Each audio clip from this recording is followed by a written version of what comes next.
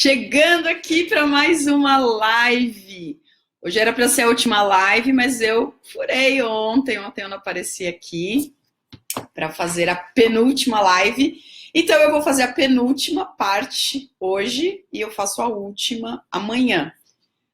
Bom, eu estou falando sobre esse livro aqui, maravilhoso, Propósito Inabalável, do Bruno Gimenez. E se você quiser saber um pouquinho mais sobre o tema, aí tem as outras lives, tem live desde segunda-feira aqui. Anteontem, eu comecei a falar sobre as sombras aqui do livro. Aí eu falei sobre a sombra da família. São sombras da mente, né, que ele fala.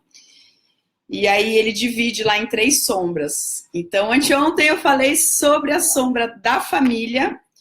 E hoje eu vou falar sobre a sombra da sociedade. Sobre a sombra da sociedade, né? Então ele fala assim, que... Por que ele fala das sombras, né? Ele fala que as sombras, elas impedem a gente de ser quem a gente é em essência. Então ele chama bastante atenção, ele fala de 3 sombras. A primeira sombra é da família, hoje eu vou falar da sociedade. E aí a terceira eu vou contar para vocês amanhã. Amanhã eu vou falar sobre a terceira sombra e vou falar um pouquinho sobre as minhas impressões, né, no geral, em relação ao livro. E aí quando ele fala da segunda sombra, ele fala assim, que é da sociedade, né? Daí ele fala assim, que a sociedade, ela dita modas e estilos. Exatamente por isso ela influencia a vida de todos nós, né? Então ele fala para a gente ter bastante atenção com a sombra da sociedade, porque ela é uma influenciadora de atitudes e comportamentos. Ou seja, a gente começa a ver coisas acontecendo à nossa volta e a gente acaba se comportando como tal, sem saber exatamente se aquilo era uma coisa que a gente queria ou que a gente deveria fazer e simplesmente a gente acaba fazendo.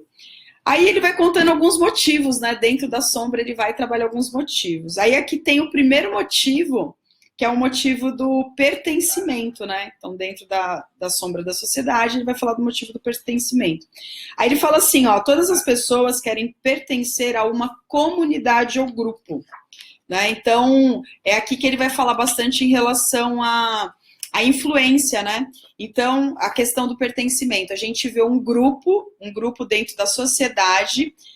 Oi, Flávio! A gente vê um grupo dentro da sociedade fazendo um movimento, então a gente acaba agindo como aquele grupo, né? Então ele coloca assim, ó, esse hábito é justificado também pela necessidade que qualquer ser humano tem de evitar a solidão, o abandono, o desprezo e a exclusão, né? Então a gente acaba se movimentando dentro de um grupo exatamente para atender essas expectativas. Daí ele coloca, ó, a crítica, a exclusão e a solidão são sentimentos mais temidos das pessoas, né?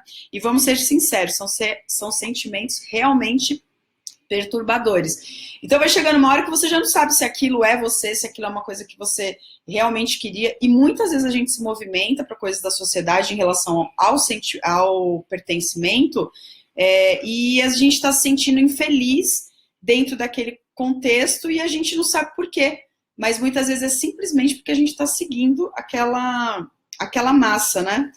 E aí no motivo 2 ele fala sobre manter a harmonia do caos, essa parte aqui é bem legal, ó. Por mais que as coisas estejam ainda necessitando de melhoria e a sintonia emocional no mundo não seja nem mesmo razoável, quando alguém desafia o senso comum para realizar projetos que mexam com a zona de conforto da maioria das pessoas, elas encontram resistências, a gente encontra resistências, né? Então a gente gosta, quer fazer algumas coisas, quer mudar, quer dar mais sentido, não só para algo ali com a gente, mas a gente quer dar mais sentido em coisas que estão acontecendo na própria comunidade da gente, e aí você é tido meio como louco, né? Ah, como é que você vai fazer isso? Como é que você vai mudar isso, né?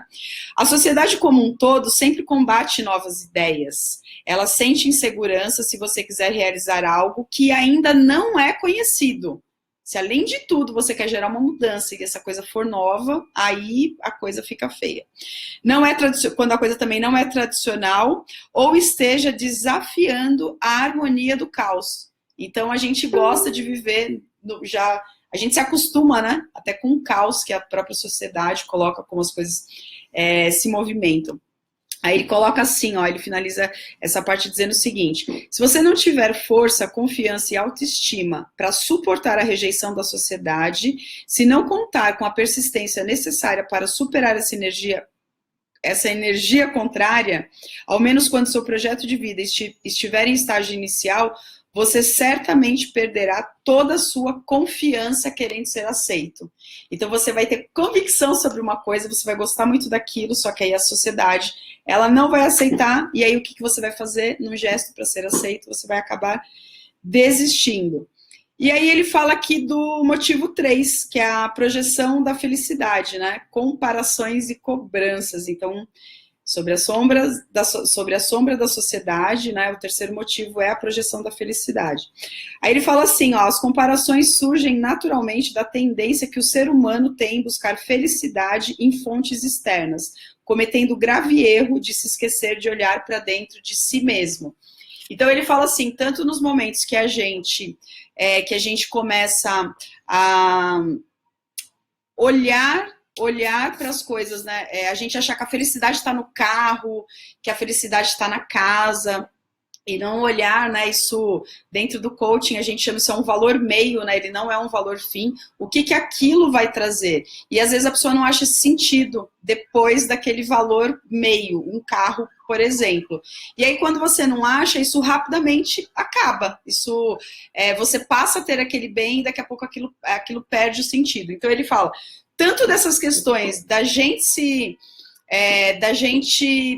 focar em coisas materiais e depois acabar não vendo sentido naquilo, como ele fala quando a gente olha para a vida de uma pessoa, né? A rede social ela faz muito isso, né? A gente olha para determinadas fotos, para viagens, enfim, para pessoas, e a gente olha e interpreta aquilo, né? Então a gente vê uma foto da pessoa sorrindo, feliz, abraçada, com amigos e tal, e a gente interpreta que aquilo tá tudo muito bom, que aquilo é uma maravilha, independente de qual foi o motivo da pessoa postar. Não tô nem questionando o que a pessoa fez. Eu tô dizendo da tradução que às vezes a gente dá ao olhar para algo e achar que aquela pessoa tá feliz porque ela tem aquele carro, porque ela tá dentro daquele relacionamento, e nem sempre isso é uma verdade, né? Então a gente faz muito essa projeção da felicidade, como se a felicidade ela estivesse no externo.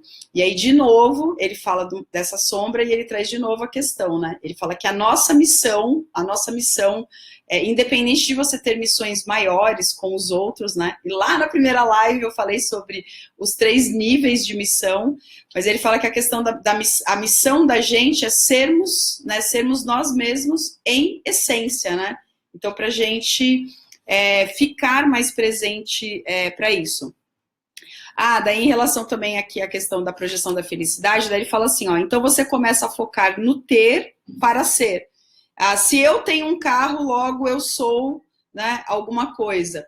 E quando é o contrário, né? Quando você trabalha primeiro o seu ser, talvez ter aquele carro faça parte, né, faça parte daquele processo. E não o contrário, ter o carro faz você ser alguma coisa. Aí tem aqui o último motivo que ele coloca aqui nesse tópico, que é o medo da perda, né? Aí ele coloca assim, ó, preferimos sofrer dentro da zona de conforto do que buscarmos a felicidade no incerto, né? Então, às vezes, a condição não tá boa e a pessoa continua ali. Por quê? Porque ela tem medo do novo. Então, a zona de conforto, mesmo estando ruim, ainda é um bom lugar. Ele cita aqui até um exemplo, que ele ficou muito tempo pedindo a mudança de um emprego, ele queria uma coisa nova, ele não aguentava mais aquele contexto que ele estava. Aí o que aconteceu? Ele foi convidado para um emprego novo, ele foi convidado para uma nova situação, e ele ficou 15 dias para decidir. Ele pediu, e quando aconteceu, ainda assim, ele não conseguiu decidir rápido, né? Outra coisa bem bacana que o Anthony Robbins fala maravilhosamente sobre isso, né, em vários pontos, que ele fala assim, ó, infelizmente só tomamos a decisão da mudança quando a dor de ficar onde estamos estiver completamente insuportável, né? Então você pode ter uma coisa boa ali na frente, só que essa coisa boa vai te tirar da zona de conforto. Aí você recua, você fica ali. Então você fica pensando, e quantas vezes a gente acaba não decidindo, inclusive por continuar ali. Quando que normalmente, não é uma regra, mas quando que normalmente a pessoa muda rápido? Quando essa questão que eu acabei de falar aqui, a dor de permanecer ali, ela se torna insuportável. Aí ele fala uma coisa sobre ação, e eu adoro também falar isso nos meus processos, né? Que quando você age, o medo diminui. Às vezes a gente para ficar filosofando com medo. Por que eu tô com esse medo? Por que isso está acontecendo? Por que eu tô com dificuldade de sair da zona de conforto e tal? Então, o que vai acontecendo? Aquele medo vai aumentando. E aí você vai ficando presente para a questão de que você, de alguma forma, não está conseguindo. Então, assim, age apesar do medo e vai resolvendo o medo no meio do caminho. Principalmente se for alguma questão de crença. Então, as coisas vão começar a ter mais clareza. Por quê? Porque você está em movimento. E ao estar em movimento, você se sente mais forte. O que mais aqui de legal que tem? Esse livro, gente, é sensacional. Vocês precisam comprar esse livro e ler, tá? Daí ele fala assim, ó, contudo, lembre-se que a sociedade vive de aparências, porque ela é a manifestação total do mundo das ilusões. A sociedade é a síntese mais perfeita do mundo das ilusões, que é criado pelo ego de cada ser, né?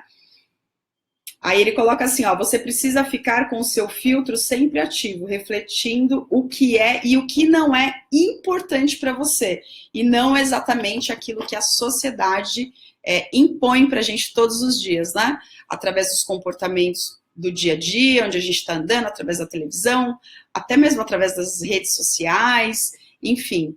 E o propósito aqui do livro, ele fala sobre propósito inabalável, né? E ele é todo focado aqui muito em missão.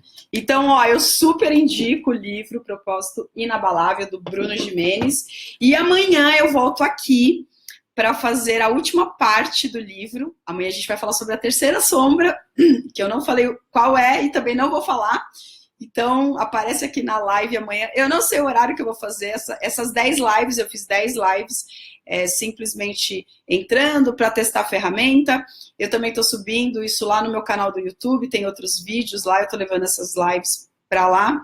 E é bem provável que eu continue com esse projeto de lives aqui pelo Facebook. Eu vejo vocês amanhã, ou no ao vivo, ou na gravação. Essa live, ela tá tanto na minha fanpage, como lá no meu canal. O Luiz tá aqui. Luiz, que saudade, quanto tempo. A Fabiola, a Dani, o Sidney e a Fê. Gente, obrigada. Depois, quem não assistiu tudo aqui, eu vi que tem gente aqui que já tá comigo desde que quase começou. Oi, Isa. A Isa acabou de entrar. Isa, a live tá acabando, mas ela vai ficar gravada aqui. Depois você assiste. E vejo vocês amanhã, na última parte, sobre o livro Propósito Inabalável, do Bruno Gimenez. Então, vejo vocês amanhã.